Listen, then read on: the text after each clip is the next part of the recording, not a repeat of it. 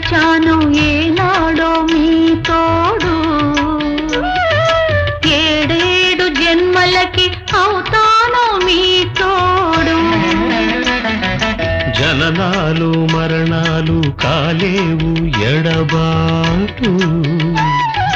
నిండు ముత్తైదువగా ఎదురొచ్చి దీవించు